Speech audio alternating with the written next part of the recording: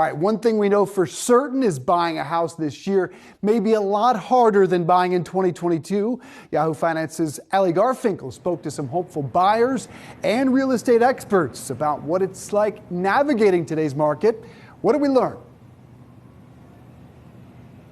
Hi, Dave. To put it simply, it's rough out there.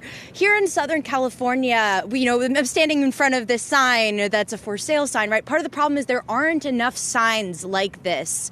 There's, to put it simply, a massive inventory problem. So what's happening is that it's making things even more difficult for home buyers. Take a look. We've been looking for a home for, I would say, 2 years, more or less, give or take.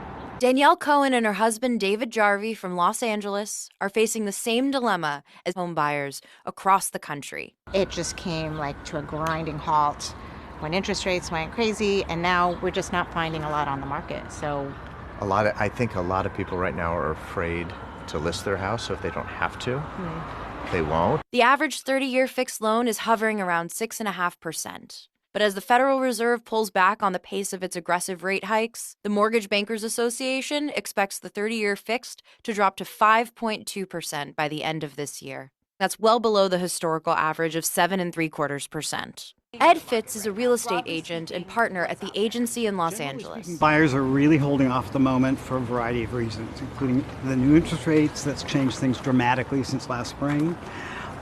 Nobody quite knows where the market is going next, either in Los Angeles or California or even nationally. Also freezing the market, sellers are reluctant to drop their prices. In real estate, the asking price is often as much about psychology as it is about reality. Fitz has gathered data on this through an app he launched called Domicile Game of Homes, sort of like The Price is Right for real estate.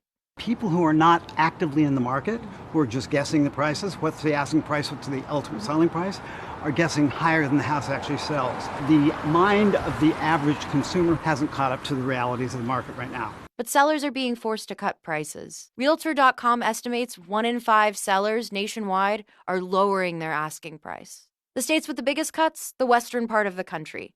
Arizona, Nevada, and Utah topping the list. Realtor.com predicts the 2023 housing market could become a nobody's market, not friendly to buyers nor to sellers.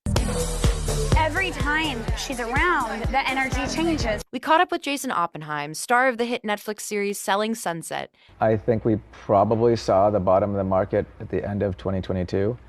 Probably saw the height of interest rates at the end of 2022.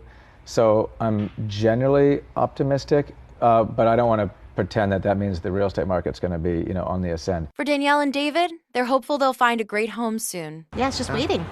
But the higher interest rates definitely affect buying power, right? Yeah. So the reality is this: while it's incredibly difficult to find a home right now, it's not just a matter of finding your dream home. It's a matter of completing the process altogether. Back to you in the studio. Certainly isn't as tough in this environment. Allie Garfinkle, thanks so much.